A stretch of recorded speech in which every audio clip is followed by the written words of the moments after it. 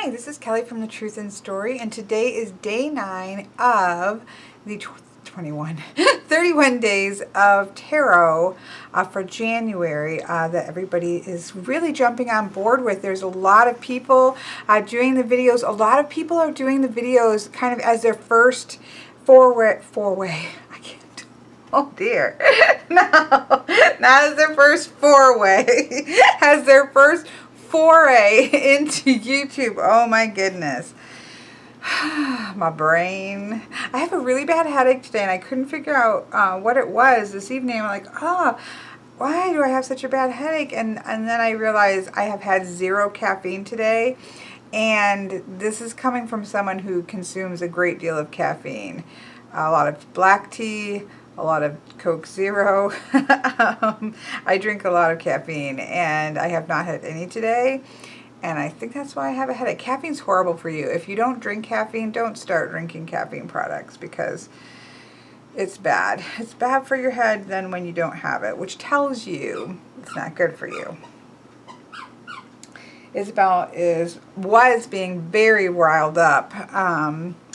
But she has calmed down a little bit. Isabel, you want to come say hi?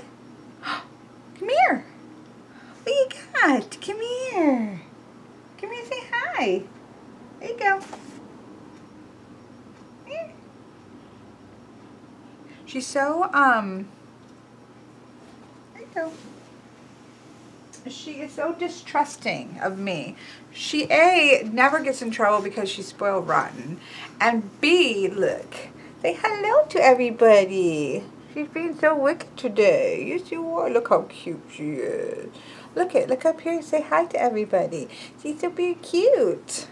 Why do we talk like babies with dogs?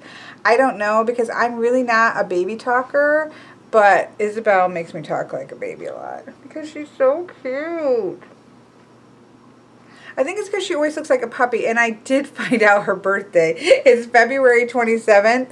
She's a baby. February 27th, she's going to be 1. Oh, it's so sad.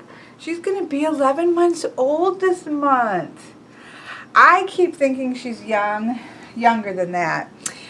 People ask me, and I'll say, oh, she's like 6 to 8 months. I really do. I constantly think she's 8 months old. I prefer to think of her as 6 months, but I do think a lot of her at 8 months because she looks like a puppy because she's so cute. I just want to squeeze her face.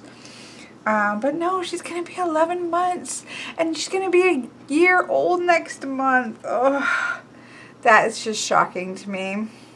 It's shocking to me. For some reason, I had it in my head that I got her in the fall, but clearly I got her in the spring. I don't know. My head hurts. But yes, I did have to look that up. And I just, myself could not, I feel like I'm really out of whack. I couldn't accept that she was that old, I guess. I'm a psycho. I did do another deck. I'm going to get to the question, I promise. But I did do another deck's edging. And this, I know, these vintage linen looks are not as dramatic, but it really actually, oops, let me flick it this way. It really actually is, you know, these kind of antiqued decks, you know, then when they have that bright white cut on the side, it just kind of ruins the aged look of them. And so I really, while it's not as startling as, say, well, here's Oracle deck that I have. This actually dried to a really great color. I'm really happy with the Messenger Oracle. But it's not as dramatic as black or the green or even the blue, but it is just as dramatic in terms of finishing the deck off and making it just look done and older, and it just looks amazing. So I'm really happy that I did that. I did that last night. So yesterday I did 3 deck edges. Now, of course, 2 of them, wait, what was the, oh, 2 of them were Oracle decks. However, the Fairy Oracle, Heart of Fairy Oracle is like 64 cards, so it's pushing close to a tarot deck. The 78 ones, they do feel like they take quite a while, but I just tend to do it when I'm watching TV, and I'll just kind of have 2 trays that have, like, one has my keyboard and stuff for gaming on it, and then the other one has my laptop on it, and so I just kind of cover those with cards and then let them dry a little bit, stack them, and then kind of keep doing that as I'm watching TV. But I'm really glad that I did this because it looks amazing and it just finishes that deck off stunningly.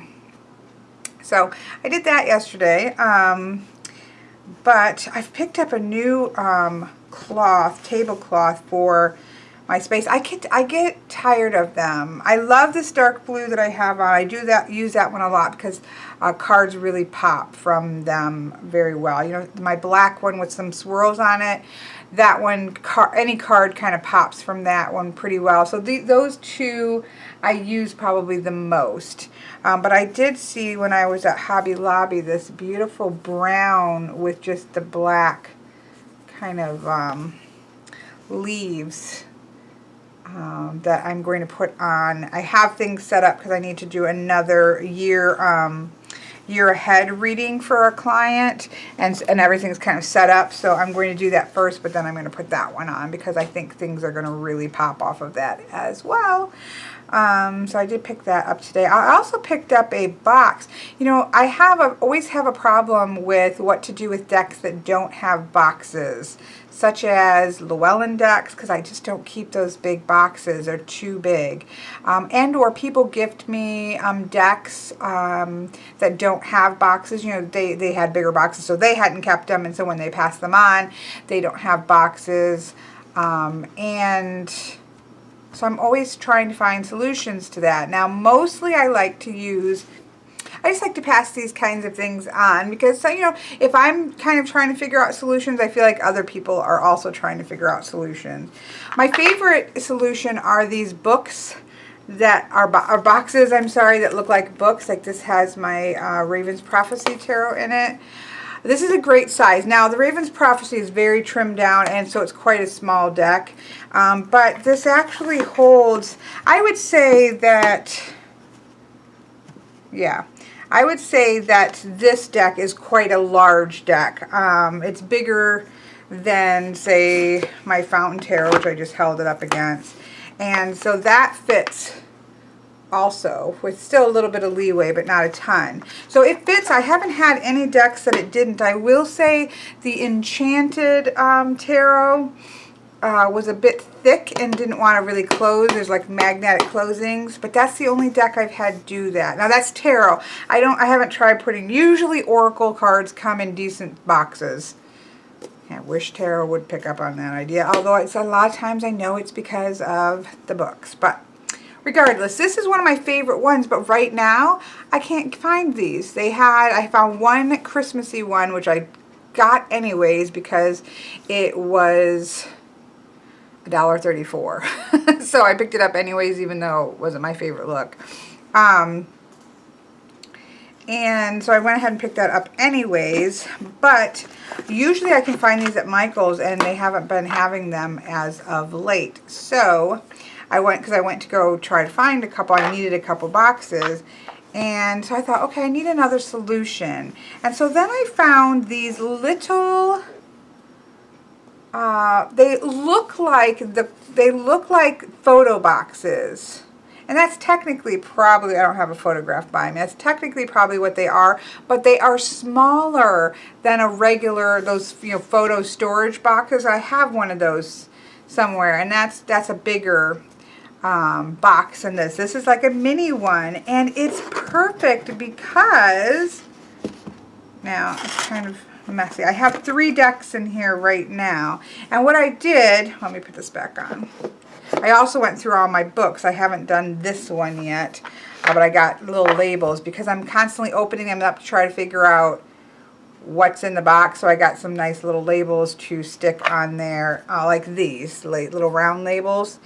And so this has 3 in there right now: the Revelations Tarot, the Enchanted Tarot, and Tarot of the Old Path. Just because I want these over here when they're not out. Sometimes these are out, like Tarot of the Old Path. Sometimes that's out on my working decks. Right now I'm working with some other decks. So right now it's put away, and I'm keeping mostly over there decks that have been gifted to me that aren't, for whatever reason, out being in rotation. So this has 3 decks, and it just has a little book in it to keep them from falling over right now. But if you can see, I made little dividers, and so they are in here. And I could fit 2 more decks in here probably. I bet I could fit 5 decks in here. So that's just a nice little option if you're looking for, like if you have decks that don't have boxes and you are looking for a way to store those, that might be an option. I found these at Joann's. They were normally, I think, $5, but they were 30% off. It ended up being $3.39 for this box. So I will probably, I picked one up because I wanted to see if it would work, and I might pick another one up just to have and as backup, even though I obviously can fit 2 more decks in here. If the tarot deck has a decent box, or the oracle deck, I leave it in the box. But like I said, sometimes it's the big Llewellyn decks, and sometimes it's that they've been gifted to me and they don't have boxes. And so a lot of my decks do lay out, but those are the decks that are in, that I'm currently in rotation and using. So just a little suggestion if you're kind of having the same situation, which I would assume, well, I would guess a collector probably keeps the boxes, even the Llewellyn boxes. I can't. I thought about it, but I can't. They're just too, plus I've already thrown away a bunch of them, but yeah, they don't, unless I'm questioning whether I'm going to keep a deck, I don't keep the bigger size boxes, so it will always be an issue. Okay, so we need to stop babbling about random things like tablecloths and box storage or tarot storage. Oh, this was the ink. I did keep this out. A couple people did ask. This is the Jim Holtz Distress ink. All of the decks that I have trimmed or edged have been with the Jim Holtz Distress. I've looked at a couple other ones. I know some people do it with Sharpie markers and things like that. I know this works. I've used it on multiple decks that I have heavily used. I have had no transfer. I've had no wearing down, really. None of them yet are needing a recoat. I have this in antique linen, soot black, the blue jean color, a dark brown, I don't remember what that was called, walnut or something. No, I don't think it was the walnut. I don't know. It was a brown color. I think it was antique photograph. Something like that, but it's a dark brown color. And I got the peel paint color that were these. And what I do is, they're about $6.99 for one of the larger size ones. You can get sets of 4 little ones, but they just didn't always have the colors that I want, and so I ended up getting these. But I always wait until I have a coupon, and for around me, the best place to get these have been Joann Fabrics. But so I always have either, every week there's a 40 or a 50% off coupon. In fact, yesterday when I went to get the peel paint and the other, I had a 40% off coupon and a 50% off coupon. So I was able to use one on each. So that's what I do with those, so that they don't cost all that much. And obviously, I've used like the black soot for multiple decks. I've used the antique linen for multiple decks. So yeah, I don't know how many decks you'll get out of it, but I would assume you'll probably get quite a few because you're just kind of going around the edges. So I just wanted to show that because a couple people had asked after I showed a couple pictures yesterday of doing this one and the Heart of Fairy. The Heart of Fairy one, to be honest, I really like it, but I'm kind of thinking about going over it again to seeing if it will go darker. It looks good, so I may not take the time. I would like it to be slightly darker, but that's like 64 cards, and it does take a while, but I still might give it another go, just to see if it will darken up just a little bit more. But moving on to the question today, which is your favorite tarot card right now, because they say obviously that changes. I have to say that mine doesn't change a lot. My favorite cards, generally speaking, are the Hermit, Death, the Devil, the Three of Swords. Even though that's a difficult card, it's still one of my favorites. The Five of Pentacles. I do tend to like the Five of Cups. I do like some of the more difficult cards. I like the Eight of Swords. Because I just feel like they're so powerful and they really speak a lot to me. Maybe I've had to work harder to come to terms with those cards, and so they become quite, meaningful cards to me. But when I think about, like, if I had to just pick one, it's like tarot decks. Like, there's 78 of them. I don't even have 78 tarot decks. So picking one deck out of how many tarot decks I do have was hard enough, let alone picking one card out of 78. I'm going to really, and I really did think about it. I thought, okay, if I had to just pick one as being my favorite, what would it be? And it would be the Devil card. And this one this is the Devil card from the Fountain Tarot, which I absolutely love, because we still have sort of a shadowed figure of a typical devil or a scary looking creature up in the background. But I love this card because we have the people that are literally wrapped in sort of gossamer. And if you look, I don't know if you can see this. Just trying to track my face to see if it will track this. They're actually holding on to the fabric themselves. That is just amazing. This version, this deck, I mean, the Fountain Tarot truly is one of my favorite deck because I just think it's amazing. And this card is a perfect example of that because it says everything that I want to say about the devil. It still has that shadowed figure that gives you the creeps and makes you feel afraid. And it still has the trapped man and the woman, but it is so clear that they are holding on to their own confinement, that all they have to do is let go and walk away. So I just think this particular image, I love the Shadowscapes image of the Devil card as well, because again we have a woman who is inside of a little, there's a devil, a typical devil on top, and then in the Shadowscapes, I should go get it. I should go get that one. But the Shadowscapes Devil card really made me come to terms with the traditional meaning of the Devil card in a very powerful way, because we have, well, let me go get it. You know that whenever you go looking for a card, it's at the end, and it doesn't matter when, if you start from the front or you start from the back, wherever you start, it's going to be the opposite. Nope, there we go.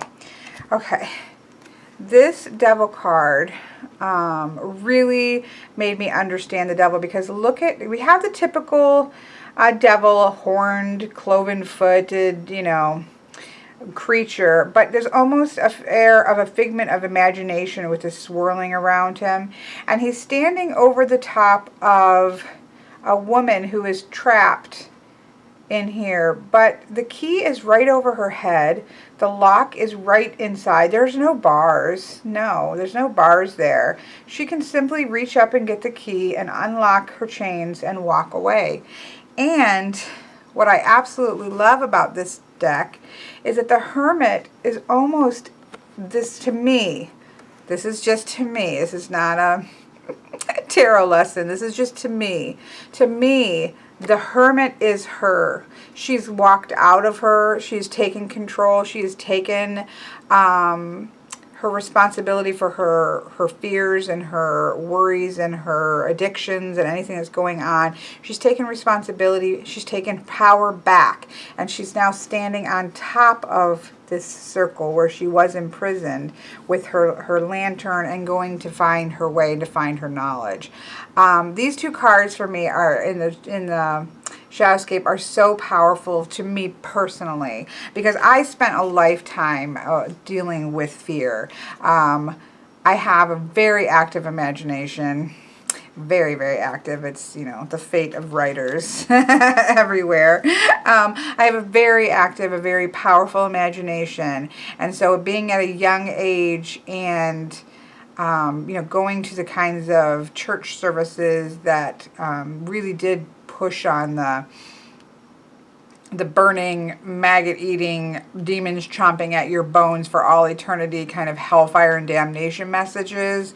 I would have done anything to be saved. I would have jumped up and down, swirled around on my head, said the alphabet backwards 12 times.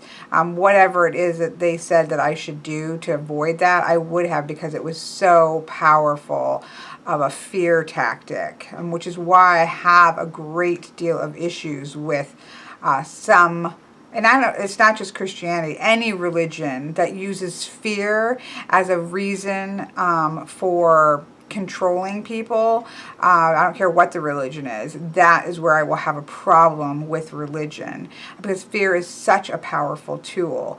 And so for me, fear became the bulwark of myself in a very sad way. I mean, I was terrified all the time at night. I was a very happy child. I was very cheerful. Life is wonderful. I really wasn't like a cowering person. I was in band and drama and you know, cheerleading and all that kind of stuff. And so I was a very outgoing person, but at night I was terrified. I was terrified if I'd done anything that I shouldn't have done, you know, that God's hand was no longer protecting me and that somebody was going to come in and kill me in the middle of the night. I was just scared all the time at night, terrified. And that went into adulthood. I had night terrors, running into night terrors and all kinds of things. And there are other reasons why, there was a lot of fear. And so fear became so much a part of my internal landscape. And two things that really freed me, and I know this has gotten off onto a fear topic versus it, but it's why the devil card is so powerful for me. So, because the devil embodied that fear, you know, don't do anything wrong or you're going to step outside of the umbrella and you're going to be open to the devil attacking you, and, you know, these kinds of things. And in the religion in the form of Christianity that I was raised in, you know, devils and demons were not stories. They were things, you know, they had sessions or conferences on bondage breaking and, you know, breaking the bonds of, you know, being oppressed by demons and all this kind of things, and the burnings of things that could possibly have demonic influence on them, and rock music, you know, having demon voices talking backwards in them if you played them backwards on the record player. And, you know, it's funny when you look back at it, but if you're raised in that aura of fear, you know, at the time it's not all that funny. And one of the first things, and I think I probably talked about this before, it's hard, you know, you do so many videos, it kind of to be hard, like what you've repeated over and over again. But I went to Africa when I was 18. I had graduated at 17, and then the next year I had gone to Africa with a Christian group, but we were going to work in a blind school for a few weeks. And it was in the middle of Africa. I mean, it was not in the middle of Africa. It was in Togo, West Africa. But where we were staying wasn't in the cities or anything like that. Like, it was in Africa, in jungles and giant bugs and snakes. And I almost died from malaria. That was horrible. Horrible. Yeah, in fact, just came to my mind because my sister had texted me if I had taken malaria pills when I got malaria, which I had. The actual people running it doled them out to make sure we didn't forget them, and two of the people in our group, there's two forms of malaria, there may be more. I know of two forms of malaria. One, you can have recurrent malaria episodes, but it's milder, and then the second form is lethal, and I had the lethal form. I got home, I was in Africa about 2.5 weeks, and I got home, and the next night, I think if I had come down with it anywhere else on the way home, I probably wouldn't have made it. Actually, I was very close to not, because I didn't know what it was. My mom kept saying, she just went to Africa. It could be malaria. And my doctor, the family doctor, was like, oh, no, no, no. And I had huge high fever, and, it was horrible. And finally they sent my blood work to a tropical disease specialist, and they're like, get her in the hospital. And they said if I hadn't gone into the hospital within 6 hours or something like that, I would have died. And I don't remember. I went to the hospital, and then I have about 10 days missing. And after that, trying to recover from it was horrific. It was. They say I know what it feels like to be in my 90s because I couldn't push. I think it took 6 months before I could push the pedal of a gas pedal. It was terrible. I was already a very, not now, but I was very tiny person. So I didn't weigh very much going in to malaria. And I remember waking up because I was unconscious for about 10 days. And I remember the first thing when I woke up, like looking at my legs and thinking I looked like I came out of a concentration camp. It was horrible. Anyways, that was a total rambling sidetrack. Don't get malaria. It's not fun. But when I was in Africa, it was like the best. I would do it over again, even if I had to go through malaria over again like that, because it really opened my eyes. Because when we went to sort of I was going to say initiation, but it wasn't that. It was like an introduction to the culture, so that you behaved yourself properly, and what was common, so you just understood the culture, sort of a cultural.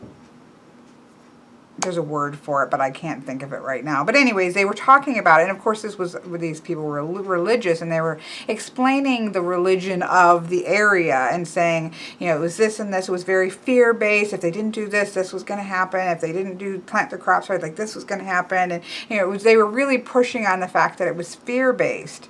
And I remember sitting there very clearly. I remember sitting there and thinking, I had those epiphany moments that said, this is exactly what my religion is. This is exactly what my beliefs are. It's based on fear. It's based on complete and utter fear of your eternal life. Like, how much more fear-based can you get? You might get fear-based, do this and you're going to be sick for, a little while or whatever. But when you're talking about eaten maggots and chewed on by demons for your all of eternity, that's some pretty heavy fear tactics there. And that was a huge epiphany for me, because it was just like, after that, I was like, that was the beginning of it took me a little bit longer, but it was the beginning of my completely walking away from that, because that fear, it was that understanding that my whole belief structure was being held together by fear. And so the devil, that's why this is my favorite card, because this card acknowledges that fear. If it's a good version of the card, it acknowledges the fear factor. It acknowledges the archetype of the devil. It acknowledges that what we can build up into our minds and into our cultures and into our religions, what humankind can build up as the boogeyman, is this fear thing that's trapping us, when it's really in our own hands. That when we give in to fear tactics, it is abdicating power. And that was a powerful lesson for me. Sorry. It chokes me up, because it really, the idea of people abdicating power over to fear, it just breaks my heart, because I really do have that sense of wishing that I could go back to the younger me and say, oh, come here, let me give you a hug. You don't have to worry. Nothing's going to chew your bones for all eternity. Like, I really do. If I had a time machine, I would go back and just mother hug my own self and say, please, don't you worry. Don't worry. Let it go. Pick up the key, grab that key, unlock it, and walk out. Just walk away. That's what I would say to myself, and that's what I would say to anybody else that's trapped in that. And the devil card's about more than that. It's about addiction and things like that, but it is about abdicating power, and it's about giving over your own power. And so that, to me, is so incredibly powerful. And so that's why the devil card is my favorite tarot card, because it speaks to not only the problem, that's what I really love about the Devil card, is it speaks not only to the problem of abdicating power, but to the solution. Let go. You know, let go of the cloth, stand up, walk away, take the first step, and it's hard. And that's not making light of addictions and addictive personalities and issues that the Devil card can be representing, but it doesn't matter. It doesn't matter if it's hard, because it always does come down to you can't make somebody get better from any kind of addiction, for any kind of entrapment, from any time that they're giving over their power. You can't fix it for them. That person has to at least take that first step off the platform, step out of the prison. You know, yes, people can help you along the way, but that first letting go of the entrapment and stepping away it's all on you. No matter how hard it is all on you. And then you can get help to support you along the way, but it's on us. And so it's not an easy card by any means, but it's so powerful, and so that is why the Devil is my favorite card. And it's not changing. Like I said, the Hermit, Death, all the ones that I mentioned, those have stayed for a long time. The Devil card did not used to be my favorite. I stayed away from most decks. I stayed with the Llewellyn Tarot for so long because I didn't want to deal with the Devil card, with this idea of the Devil. But when I finally came around to understanding this through the Shadowscapes Tarot, it just unlocked that card to me, and it just was like, okay, we have mutual love. So there we have that. And I know this is so long, so I'm going to hurry up and pull a card. I'm going to pull a card from, although some ways that was our reading. The reading for the day was the Devil card. Don't give over your power, and if you have given over your power, take it back. Take it back.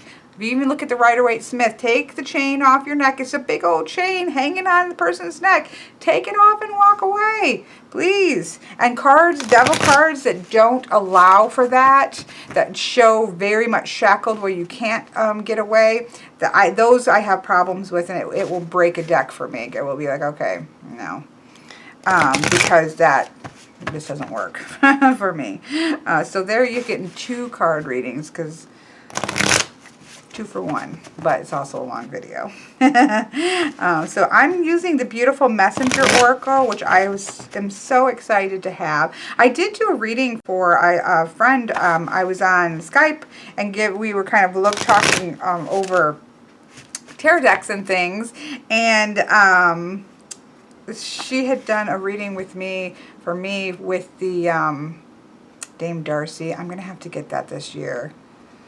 All the main decks that I want to get are a little bit pricier. I'm trying to space them out. I have the Rackham Oracle coming, so that I'm kind of leaving that. That's kind of my big one for this month. I have like the Inner Hue and the Alchemist Oracle or whatever from Australia. That's pretty high on my list. Probably the Dame Darcy is pretty now high on my list. That was an amazing reading she gave. But anyways, my rambling point is that I did a reading for her with the Heart of Fairy, and I told her, she's like, do it, the Heart of Fairy. I'm like, I gave this one away. I mean, I read with it for years. I really did. Like, I used it for a long time. But I did end up giving it away. And, so it's been a while. She's like, just do it. And, boy, was it powerful. I'm probably going to have to get the other one just because it's a set. But she's got one coming, as I'm going to wait and we're going to compare them. But, okay. Enough rambling. Oh, that didn't split very well. So you know me. See, I am a slide splitter. A slide splitter. And so if that's one thing also that I don't. If decks are too glossy, sometimes they stick. I know that you can get dusting powder to help that. I find usually after a while of using it, they start to break in. It's not gonna do it up here, but there we go. That's better. And we have, whoops, Stay Strong. Oh, look at. So we have a dragon who is on top of Oh, it's like on a tree. He's like on the side of the tree, hanging on the side of the tree with his claws. And I do think, you know, dragons for me are all about strength and wisdom and endurance, like long endurance, like age, you know, living for ages and ages and accumulating wisdom, but also accumulating heartbreak. Like if you live, what's the song from... Did any of you used to watch the old Highlander series, Who Wants to Live Forever? I love that song. Princess of the Universe? Yeah, I think it's Princess of the Universe. And I have a video of Michael and Katie and their best friend lip syncing as young people to that. I will put, I don't know if I put the, I can't remember if I've linked that, but I will link that in the description box below because it's hilarious and it makes me smile. Katie and her friend used to do these lip sync videos all of the time. Michael didn't usually, he would just usually watch them and be like, oh brother, you guys are ridiculous. But he wanted to do this one because he loved Queen, and so he really wanted to do this particular song, and so I have it up on his site, and so I will put a link to that if you want to see them. I don't remember how old they were. They were teenagers. They were goofballs, so hilarious. But how did we get from dragons to princes of the universe? I don't know. But the one thing I like about this deck that I've seen, because I've been playing around with it, and obviously as I was doing the edging with it, is it seems so blunt. It really does. It has that energy, like, and I've done the walkthrough of this as well. I'll be putting that one up, as well as these are the first two that I did because I was so excited about these. So I have the... I just have to edit them, but I have them recorded, and so those will be coming up, probably one tonight and one tomorrow. So I've looked at this deck pretty closely now, and it has a very blunt energy. Like, what else? Stay strong. Whatever's going on, is that everything's going to be okay. Stay strong. Hold on a little bit longer. You know, it's the wheel energy. It's that idea of hold on because tomorrow's going to be better. Things have to go up. The life is constant change. So if things are hard right now, that too is going to change. You know, yes, also if everything's wonderful, you know, ground yourself because sometimes that's going to change too. But when things are at its worst, when we're in those dark nights of being afraid, be strong because the sun's going to come up. You know, we get annoyed by Annie songs, the sun will come out tomorrow, and those kinds of cliche things, but in fact, they're true. Stay strong, put one foot in front of the other. All those little cliches, they stuck around for a reason. While they can be annoying when somebody else says them to us, we can say them to ourselves. And so we can say, you know, can have those little catchphrases, and like, you know, when you're in that dark night of just saying, be strong because tomorrow is another day. Life is all about change, and that goes for bad times too. That's going to swing around. So just be strong. So if you're having a hard time right now, if you are in those kind of a cycle and a clutch of being afraid, of having given over your internal power, your comfortable space, your sacred space, because your internal self is sacred. It really is. The idea of every place you step is a sacred space. That's because everything, you are sacred space. And so that's why it breaks my heart when I think about myself, when I was so afraid, because I really do. It breaks my heart because when I think about somebody else being that afraid as I was, because I say, you know, your sacred space, and so to give over sacred space to fear and dogma, to what other people say to you, to make you afraid, to being, you know, to all the things that contribute to those kinds of things, to give over your sacred space to fear is just it's so sad to me. So be strong. Let go, take that first step forward and ask for help. There's nothing wrong with getting help, but you still have to take the step yourself. So be strong, ask for help, walk away, come here and give me a big hug, like it's going to be okay. So there we go. Mushy moment. card of the day. I hope you all have an absolutely wonderful day, either tonight or tomorrow whenever you're watching this. Thank you for hanging on this long.